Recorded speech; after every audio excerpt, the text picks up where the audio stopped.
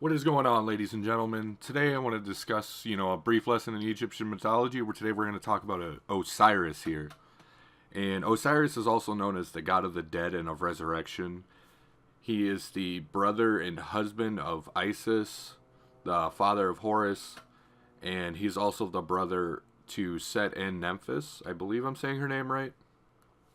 Anyways, on appearance-wise, he was depicted as a green-skinned god, almost wearing like pharaoh-style clothing, but with mummified legs. I'll explain more here in a moment.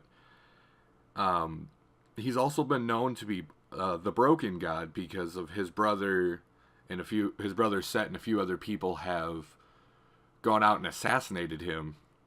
And there's been like 3 different settings of how many pieces he was chopped up into. But the most common two that I've seen is 14 or 16 for how many pieces Osiris was chopped up into. But then his brother Set scattered them throughout Egypt. So basically, so nobody could find him. And Isis, being the loving wife that she was, went out and searched all throughout Egypt and grabbed and collected all of the pieces of her dead husband. And then did a resurrection spell on him.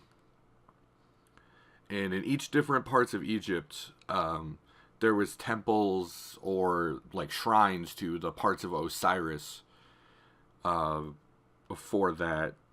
And he's one of the oldest gods in in the Egyptian mythology, because he's supposed to be, the son of Geb and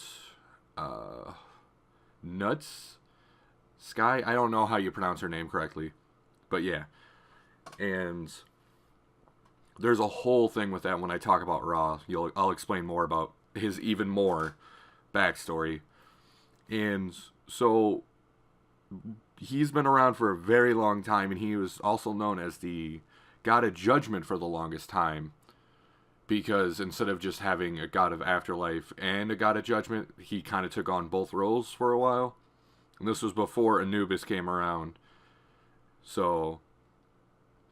But anyways, so when Osiris was the main judgment, the story's depicted as they would weigh your heart on a scale, and then afterward you would either be banished to a soul-eating demon and have no afterlife, or you'd be set with Ma'at, I believe. Ma'at is how you pronounce that. And you would go live an eternal afterlife. He's also been believed to taught the Egyptians kind of about like the pharaohs and how to be an organized civilization. And that's why they depicted him in more pharaoh-style clothing in a lot of the hieroglyphics. And so basically, guys, in short, he's the god of the dead. He helped become the Egyptians what we kind of know of them, which is pretty cool.